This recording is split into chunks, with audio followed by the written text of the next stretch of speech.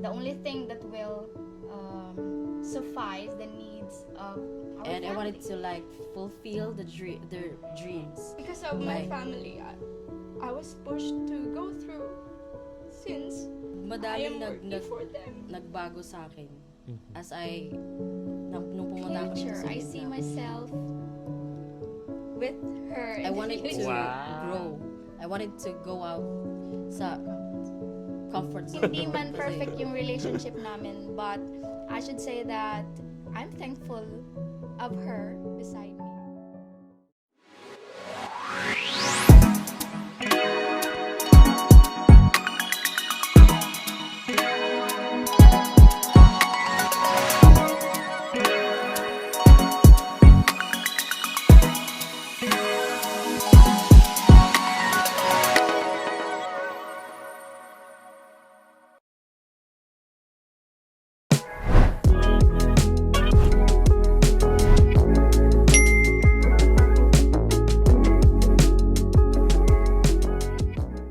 Hello guys, it's me again, Dio, and this is our 6th episode of D&J Tambayan. And for today, we have the inseparable power duo of Lay Team, Jonah and Ella! Hi! Kamusta? Okay Ikaw, naman. we're doing great. Okay, as so always. ilang months na nga kayo dito sa Vietnam? We're almost seven. 7 months. Okay, so kayo ang power duo ng Lay Team. Wow! Diba? Bongga, guys. Power duo na sila. So, for 7 months, nakapag-adjust na ba kayo? So far, nakapag-adjust na since there were people who are guiding us, especially since we are teachers. We need guidance, especially when we meet and we are in a new environment. Ikaw, nakapag-adjust As din. for me, yes, I guess. As I get to like trying my best as always in dealing with the students in the class as well as to other staffs. So I think nakapag-adjust na. So you were teachers back in the Philippines right Yes. before coming here. So anong pagkakaiba ng teaching in the Philippines and here in Vietnam? Teaching in the Philippines for almost 2 years was like our stepping stone. But we weren't like, we do not see ourselves in the future na pupunta kami ng Vietnam, because teaching in the Philippines was like, we were teaching students whom we know that they understand us, since our language is Tagalog. But here in Vietnam, it was very challenging, since dealing with students with language barrier and the culture that they have. So it was we had to adjust and adapt to the culture and their language as well. Okay, so kanina na-mention ko you are inseparable, right? Jonah, Yes. right? So, when you were in the Philippines, you were together, Yes. right? You used to be together. And paano yung naging adjustment now that you are working in different branches? Nung una, it's kind of hard kasi way back in the Philippines, palagi kami Kasama. kasama. Mhm. Pero at the end of the day, parang nakapag-adjust naman kami. Like, nag-video call kami, chat-chat. You visit. Pwede Yeah. naman bumisit, Yeah. diba? So, how far is your branch to Ella's branch? 30 minutes. Right now or before? Right now. Right now, it's 2 hours. About 2 Ah, hours. yeah. Okay. So, sinong bumibisita? Sinong pumupunta? Or what? Syempre, me. Wow! Ako bumibisita. So, since I am living in the branch, in the accommodation, parang it's like nakakahiya sa mga branchmates, since we are sleeping on the same room. So it will be like also a respect for the other teacher. So ako na lang nagto-travel, since she's living outside the branch. But do you have the same days off? no. No. No, so you are Wednesday. Wednesday and you are Thursday. So Thursday. Thursday and and Wednesday. Wednesday. So you visit on Thursday, Yes. not on Wednesday. Yeah. Wednesday. On Wednesday, sometimes Wednesday, night. evening. Okay, so matanong ko kayo, since, you know, Vietnam is way different from the Philippines, right? Iba talaga pag nasa comfort zone ka, right? So, Jonah, ano yung pinakamahirap so far na na-experience mo dito sa Vietnam? Actually, a lot. Number one is language barrier. Mm-hmm. Since yung mga Vietnamese not totally, they don't understand, but some of the people, especially pag sa transportation, sa transpo, so yung mga driver, like, mahirap makipag-communicate. Communicate. Yes. Mm-hmm. Number one, that one, language barrier and homesick. Mm-hmm. Yeah. Yes, So, how homesick. long ka na homesick? Like, do you still feel homesick? Yeah, but sometimes. Sometimes na lang. Pero gaano katagal But ba? it Umiiyak ka, diba? Umiiyak. It was Ganun like talaga 3 siya, diba? months. For 3 months, more on Yeah. crying. Because, guys, for the information of everyone, when they were new here in Vietnam, yun nga, tumatawag sila at minsan umiiyak sila. At nakikita din namin sa mga post nila and then their stories online na, yun nga, they feel, yun na homesick And we're sila. almost resigning. Yeah, almost resigning. Lalo na si I'm Ella. asking, sir, how much is the resignation fee? Because we're all, parang hindi na namin kaya. Uh-huh. Magre-resign na kami. How much Would I pay? Yeah, how much Yes. would we pay? If- Dalawa kami Oo. uuwi. So, it was hard, but we go along. Parang, we think of it as not a challenge, but parang it's a lesson for us. It's an experience for us na this might be an experience na would made us stronger. Mm-hmm. That's since right. we always like see our future na parang we will be like the provider of the family. Mm-hmm, Kaya, mm-hmm. I almost tell her na let's not like hindi dapat parehas ang nafi-feel namin.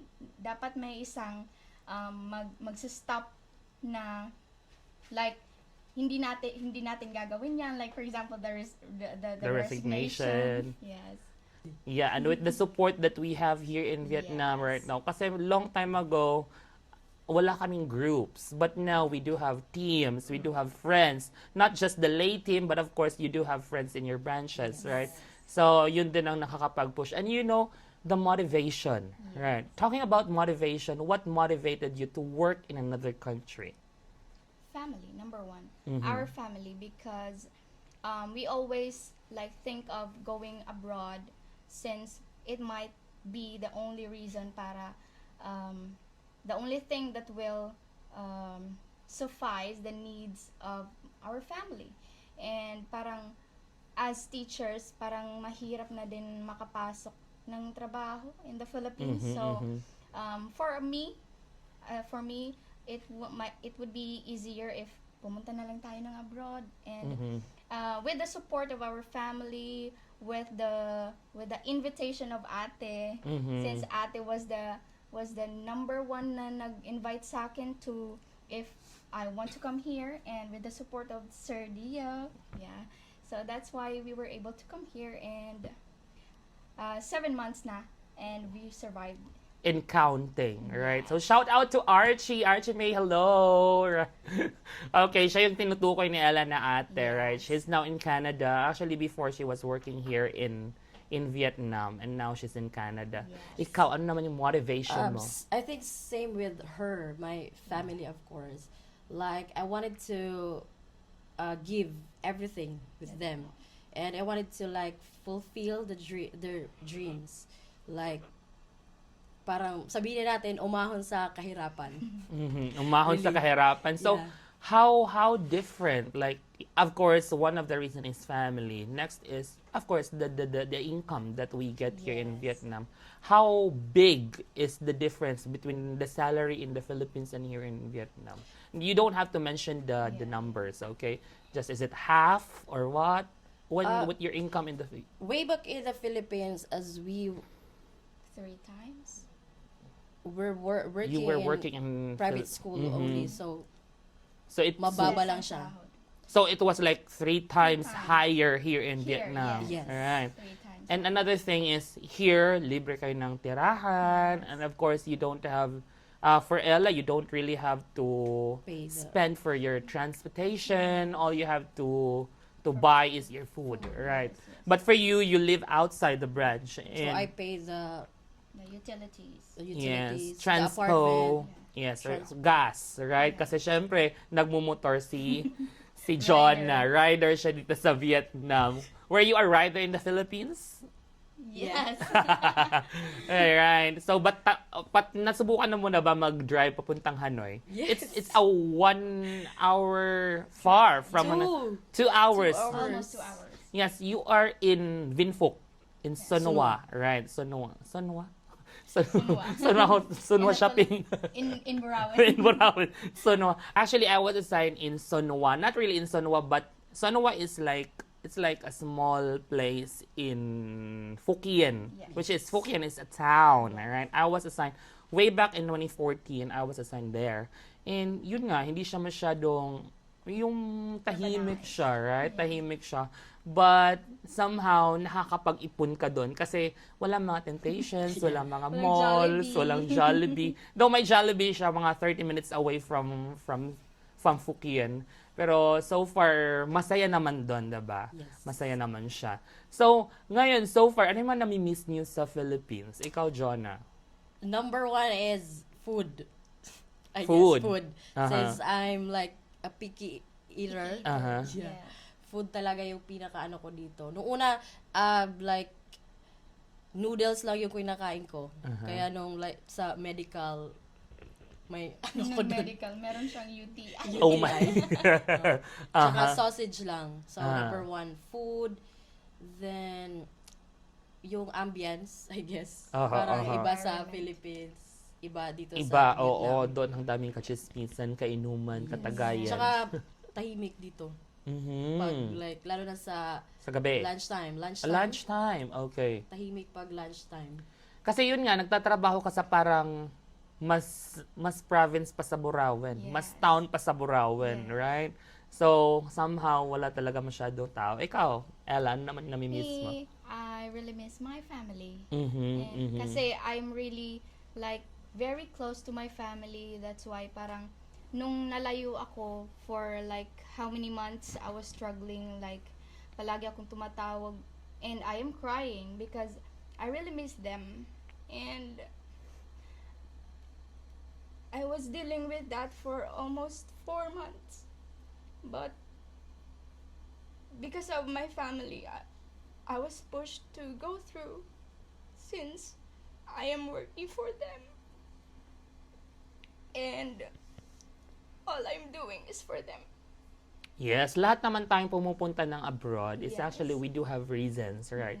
And somehow family becomes Comes our comes first, and family becomes our strength and our weakness. Yes. Right. So somehow mapalayo man lang sa family, especially like you have to fly about 3 hours. 3 Kasi hours. kung nasa Manila ka, you'll definitely be okay kasi alam Yes. mong pwede 1 kang hour lang. yes, alam mong pwede kang umuwi. But if you are in another country, syempre may mga procedure na dapat daanan and everything And before. mafe-feel mo talaga na sobrang layo nila Mhm. pag nasa ibang bansa ka. Nung nagtatrabaho kami sa Manila, Mhm. it was like, sige, uwi tayo ng Pasko. But this time, we weren't able to come home, especially on Christmas. Well, Christmas with my family is very important to me. That's why I was really crying that time. Though nag-celebrate tayo ng Mhm, Christmas mhm. together, but iba pa rin ang Christmas with family. Yes, iba pa rin naman talaga. So, ikaw, Jonna, Well, how did you support her, right? So, dapat I actually miss my family, but not totally na. na yung Iiyak maiiyak ka ako, talaga. iiyak ako. Aha. Well, we just like talk with each other kapag Mhm. namimiss niya yung family niya. And Mhm. Kasi syempre dapat ikaw ang maging sandalan niya since she's yun nga, I'm a crybaby. cry baby, and you are very well bonded with your Yes, family, yes. and you got used to being with your family every Christmas Yes. and New Year, right? So it's quite different here. Though we do have our friends here, iba pa rin talaga ang Pasko sa Pinas. Okay, so maiba tayo since we've been talking about hardship. Ngayon naman, ano yung pinaka masaya na na-experience nyo dito sa Vietnam? John, ikaw muna. Masaya. For me, nung New Year. New or Year, Christmas, okay. Christmas. I think parang nakulangan pa ako doon sa vacation natin. Like gusto ko Yung Kasi nag-enjoy pa. yeah, yung gusto ko trip pang natin. gusto ko pang siyang i-extend. Ayoko pumasok pa. So, like, Bitin siya, no? Kasi Yes. parang ilang days lang yun. 2 days, right? 2 days. Oo. So actually, guys, we went to a city like 3 hours away or 2 hours away from Hanoi. And we went there for free. For So staycation. we would like to say thank you to our company, Ocean Edu, Wow. for and also the agency that I think they are VNJ. DNJ. VNJ, so for sponsoring our trip Trip. to Ningbing, Yes. right? Ang saya, yun nga, ikaw, ano naman yung pinaka masaya? Masaya is the family that we have here. Mhm. It's just simple but very parang masasabi mong nandito lang tayo sa loob ng apartment, Mhm, but mhm. it's really fun since you know that you have a family here, you have friends, and you know that you have people to share your problems with. So yun yung pinaka parang memorable, exciting na Mhm. minsan na-excite akong pumunta ng Hanoi because Mm-mm. I'll come to see you, Mhm. the team. the team in Hanoi. Yes, kasi yun nga, parang you've got a home to go, Yes. right? So, kahit walang tulugan. kahit walang tulugan, kahit minsan parang budget na Yes. on budget, yung bang kulang ng budget, pero yun pa rin, no? Parang masaya pa rin. So, Yes. despite of, yun nga, may mga, syempre, hindi naman may iwasan, may mga kakulangan and everything, but still, we find ways To support to support each other. Kasi gano'n naman talaga dapat, lalo-lalo na nandito tayo sa ibang bansa. Right? Masaya siya. So, ngayon naman, welcome to another exciting thing, right? So, I know that you've been watching D&J. Yes. And then, you'll just have to pick. Since dalawa kayo, you just have to pick 3. 3 for Ella, 3 for Jonah. So, una muna kay Ella. Pick one. You just have to discuss whatever the word is. So the first word is abroad. Abroad, okay. Yes. So when it comes to hearing the word abroad, it's really like painful because you'll really leave your family, everything behind, since you have to deal your life in abroad. You have to work for your family abroad, but the good thing about being abroad is you'll be able to support your family, though hindi naman gaano kalaki yung sahod natin dito, but when you compared to the work and the life that we had in the Philippines, parang this would suffice the needs of our family back home. So abroad is like our second home now. And napakagaan naman talaga ng work natin dito sa Yes. Vietnam. Though hindi namin sinisisiw lang ang work natin. But if you will come to think, like, you have to work, most of the days, we only work for 4 hours. Yes. Right? We work for 4 hours. We do have 1 day off every week. And yung salary natin is much bigger than what we get in the Philippines. Yes. So, and we don't have to pay for the rent, for the transpo. So, kung iisipin mo, sasapat talaga siya. Yes. And you can really support your family back home, right? So, that's being abroad. Pero na may tanong ko, ma-follow up ko lang sa sa word na yan. Have you ever dreamed of coming to another country or working in Yes. another country? Yes, I really am. Was it your childhood dream or what? Yes, because growing up with an aunt who is working abroad. An OFW. Yeah, I can really see how she was able to support her family, though malaking family siya, including our family. I had really grown up na sinusuportahan ng tita from abroad. So, it's really like my dream also for me to also support my own family. So, yun yung naging motivation mo, Yes. right? Kasi you have a family who work also in another country. Okay, mapunta naman tayo kay Jonna. Jonna, pick one. Parang kinakabahan ako dito. Oh, this is independence. Independence. Okay. Okay, and independence. Well, as for me, as like I consider myself like an introvert person. So I think mas gusto kong Mapag-isa. mapag-isa. Though dalawa kayo. Yeah. But not with her. Actually.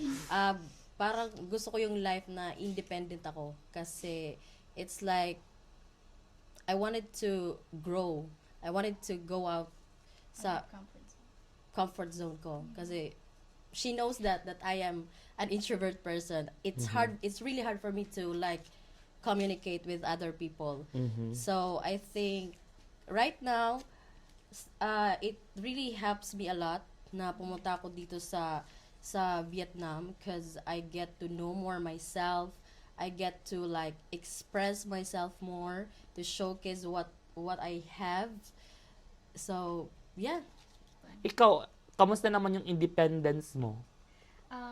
Ako, parang hindi siya mahirap kasi back when I was in college, I was studying in Tacloban and I have lived alone for like from first year to second year or third year college. Boarding house. Yes, and Okay. parang sa bahay din na train na ako na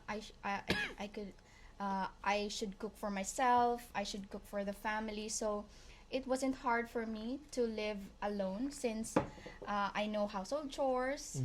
Yes. So, naging madali na din siya. Yes. Okay. Okay, mapunta naman tayo sa second word. Wow, ang bilis lang, 'di ba? Yes.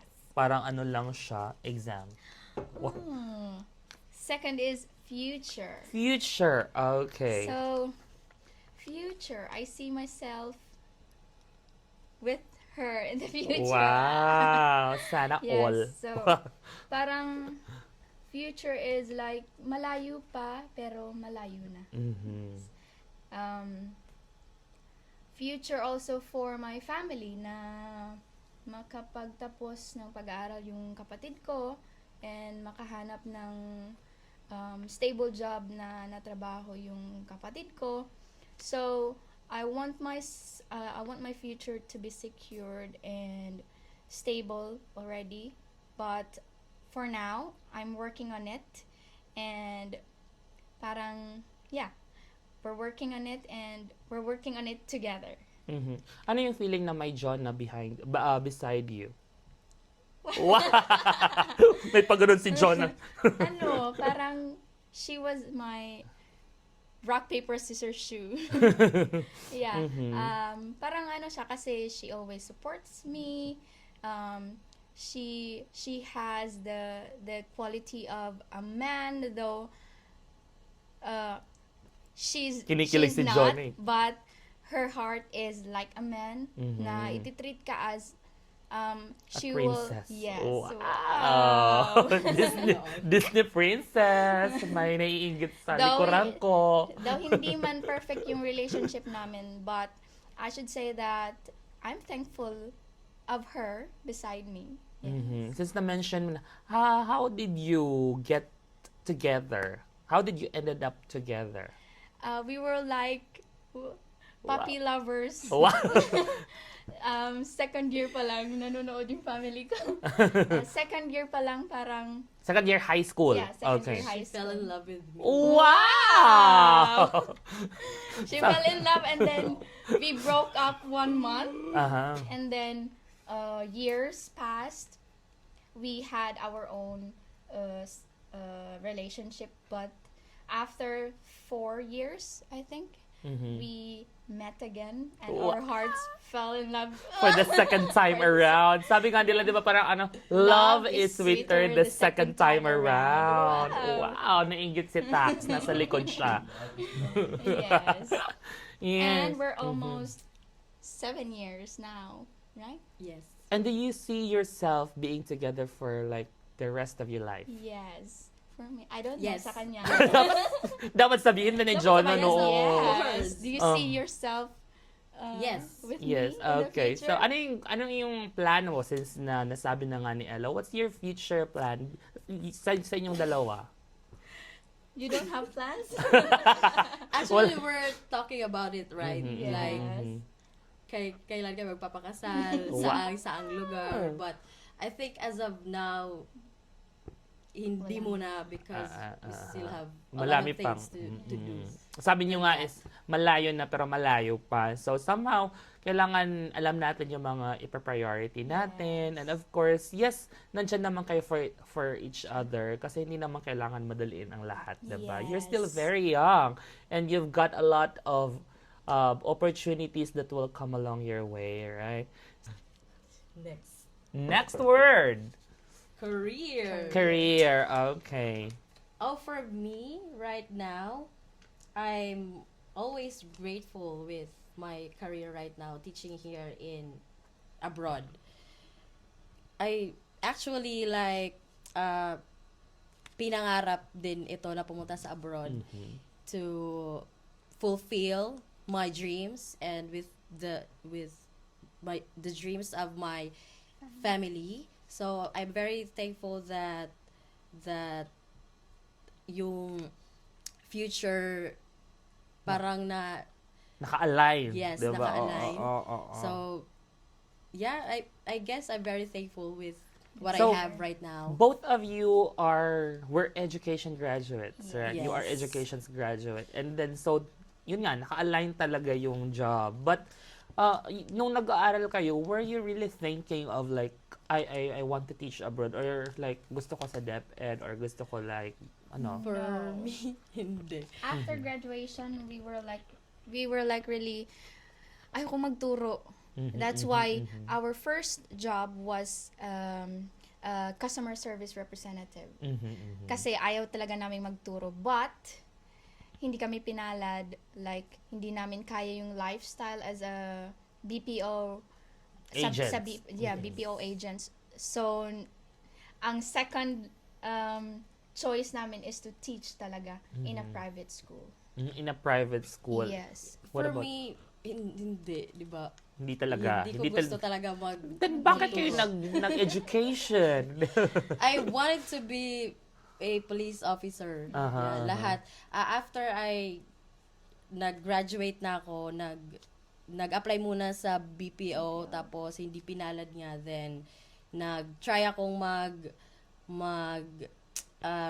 research about sa mga information na kailangan kong gawin para mag-apply sa pagpupulis.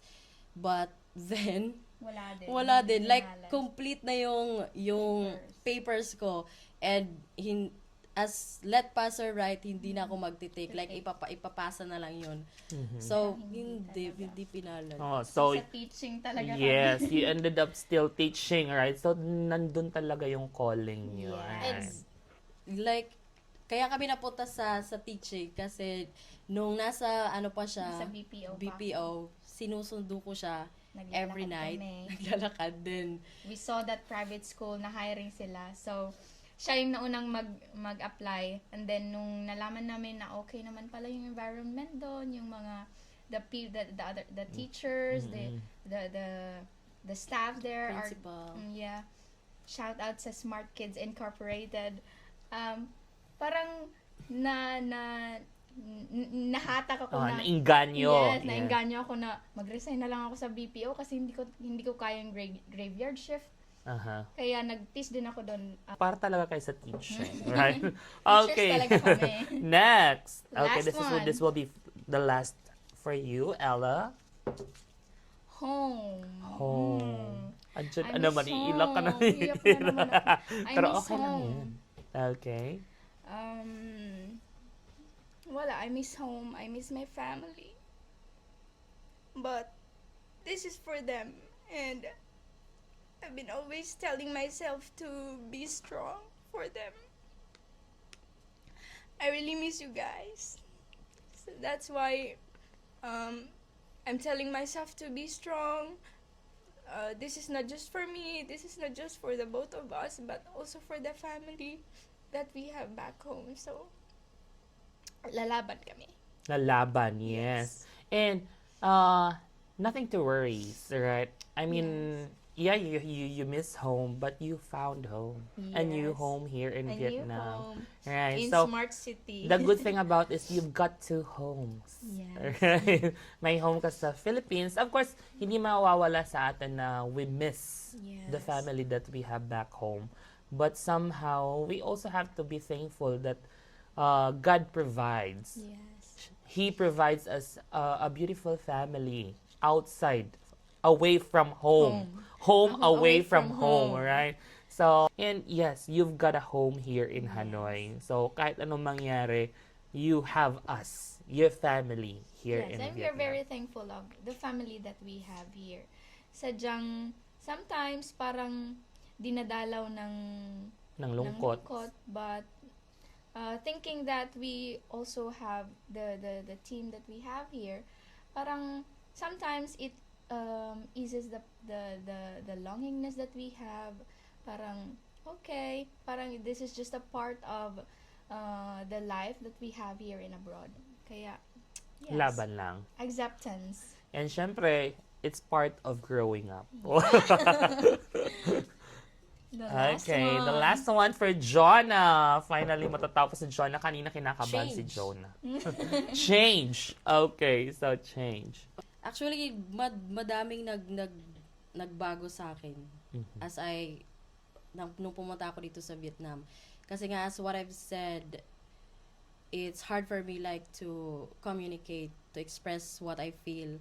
So, I think nabago yun kasi mag-isa lang ako, so I have to like fight for it. You really have to push yourself. Yes, I have to push myself to go beyond that. And yeah, nagawa ko naman siya as like, di ba, introvert ako, hindi ako mahilig makipaghalubilo. Even nung pumunta ako sa branch ko, I don't talk that much. I just observe the things that are happening. Like, I ask myself kung ano yung gagawin ko. I'm not that kind of person na magtatanong ako sa mga staff or sa mga friends ko. So, I think, yun, I've changed myself for that. So, parang naging mas open ka. Right? So, it made you realize na kaya mo pala. Right? You are strong and you are way beyond the person that you knew back then, right? So, which is, yun yung nakaka-proud. Kasi actually, I don't know most of you back in the Philippines, right? Actually, most of you, ngayon ko lang din nakita, though we are from the same town, pero hindi man tayo magkakapareho ng age, hindi tayo magka-batchmate, and hindi kahit nag-abot man lang sa school, hindi tayo nag-abot. But, seeing you from the start na pumunta kayo dito sa Vietnam and up to this day, parang it makes me really proud nga. Parang iba na mas naging open, right? So, parang katulad nito, right? As what Jonah has been mentioning, introvert nga siya. But now, yun nga, nagpa-interview siya, guys. Introvert ba yan? Nagpa-interview siya. So, somehow, na yung abroad din, it teaches a lot of lessons. Yes. Working in another country teaches a lot of lessons, 'di ba?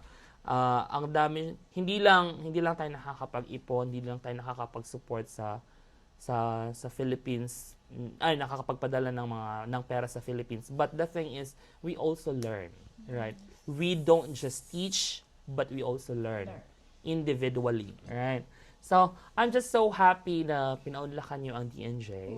Wow, big word, pinaunlakan. Wow. We are also thankful na naging part kami ng DNJ Tambayan, and we are always looking forward for memories together with the team. We are always looking forward for a successful individuals as a team. We are also looking forward for a closer bond together. Mhm. Yes. What about you, Jonah? I'm very thankful to everybody, especially you, sir. That you helped us a lot. Actually since guys, day matagal ko one. nang sinasabi sa kanila na stop calling me sir, but parang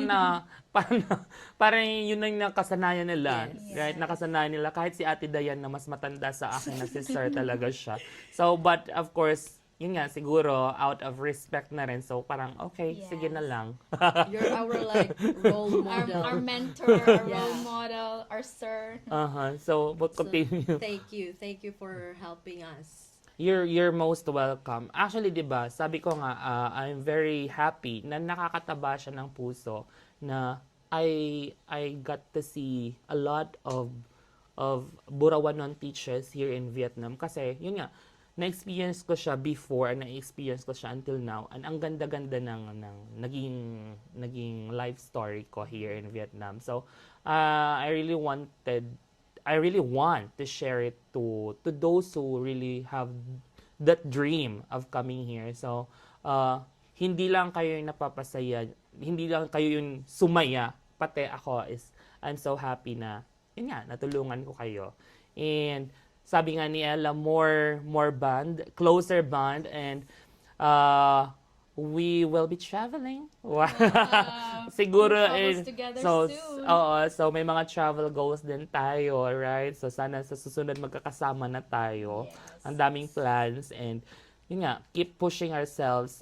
Let's motivate each other, right? So treat everybody's family. Sabi ko nga wala dapat mag-away-away, right? Laging banded, nandun pa rin tayo kasi we are one Burawen. One Burawen. We are one. Diba, Tax? We are one.